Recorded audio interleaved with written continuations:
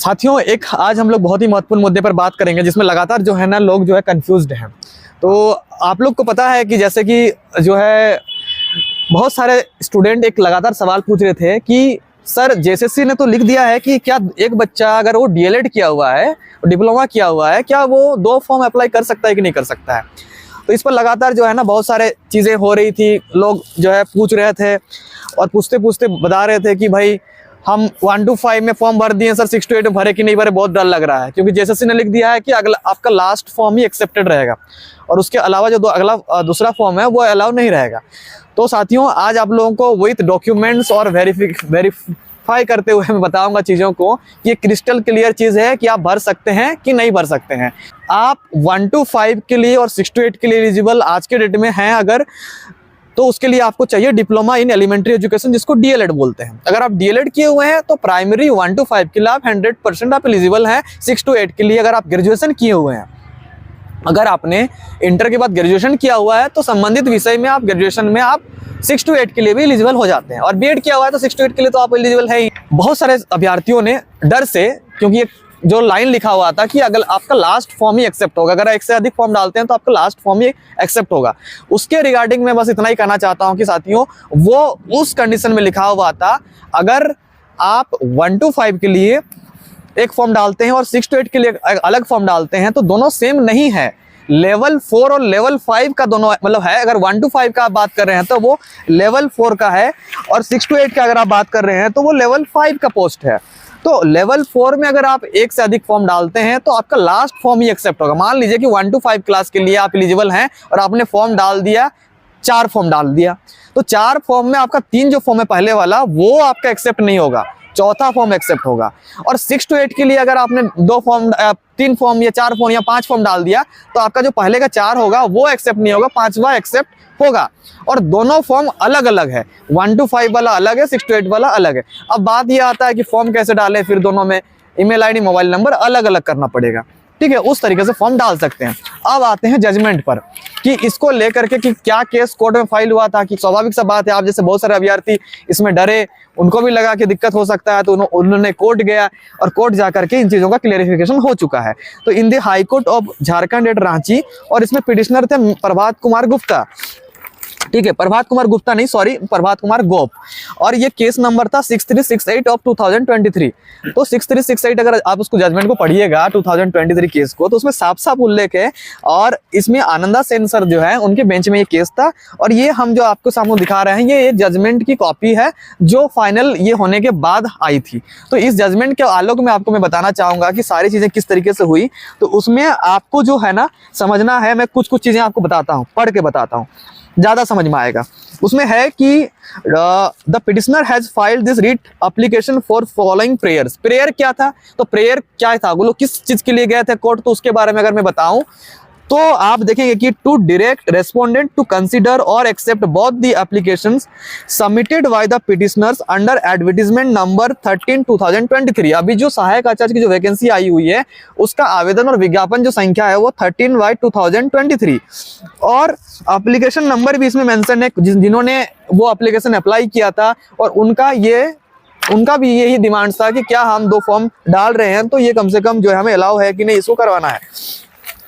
क्योंकि इसके बाद इसमें प्रे में था further be pleased to direct the respondent to conduct the examinations for the post of graduate trained teacher class 6 to 8 para and non para category, intermediate trained teacher or different dates, time to time allow the petitioners and various other candidates effectively participate in the recruitment process for both the advertisement post। दोनों advertisement post के लिए अगर कोई eligible है तो उसको form भरने की मौका दिया जाए, इसका भी एक प्रेयर था। और to direct the respondent to modify the sub clause 7 of the clause 13 the advertisement number 13 2020। Actually यही लाइन जो है ना कहाँ लिखा हुआ था, क्लाउज नंबर 7 ऑफ क्लाउज 13, जिसमें सब क्लाउज था आपका 7, उस पे लिखा हुआ था 2023 का जो एडवर्टाइजमेंट है सहायक आचार्य का, जिसमें एक लंबा नाम है उसका JTPTC ये करके।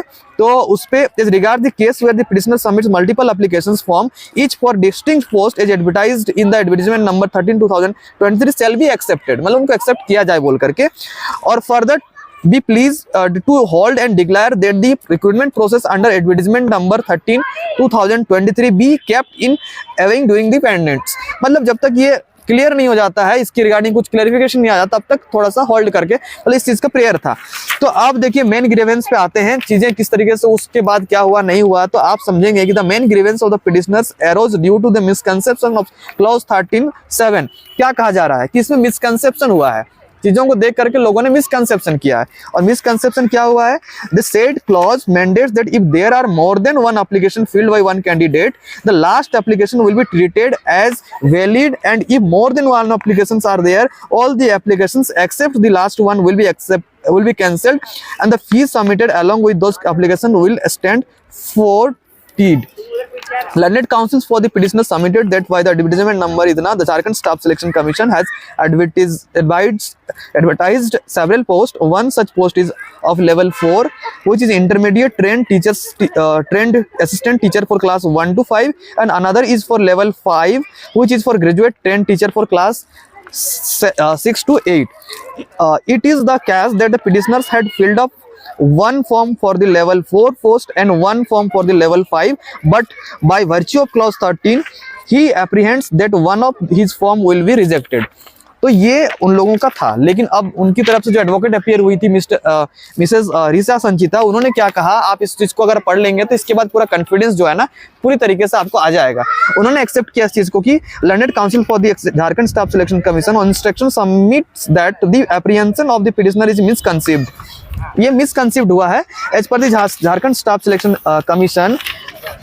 इसमें साफ साफ लिखा हुआ है, the said clause 13(7) is applicable only in respect of an applicant who has filled up more than one form in only one category.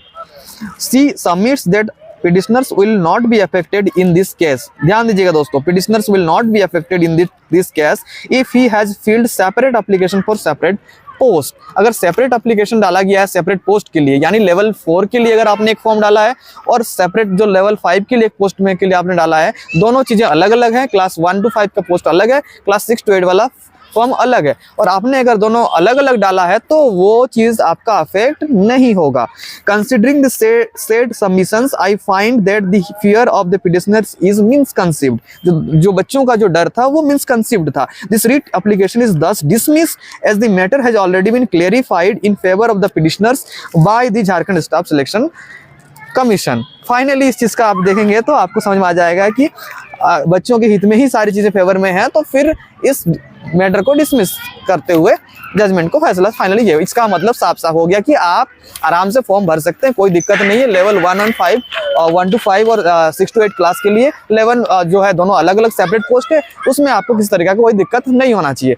तो उम्मीद है साथियों आज जो मैंने आपको कोशिश किया आपको थोड़ा सा कॉन्फिडेंस दिलाने के लिए, इस पर बहुत सारी कन्फ्यूजन थी तो आपको थोड़ी समझ हुई होगी। इसके बाद मुझे उम्मीद है कि आप डाउट में नहीं रहेंगे, और अपने स्तर से भी आप थोड़ा सा जानकारी चाहते हैं तो मैंने केस नंबर भी इस वीडियो में बताया हुआ है, उसमें भी जाकर के आप देख सकते हैं।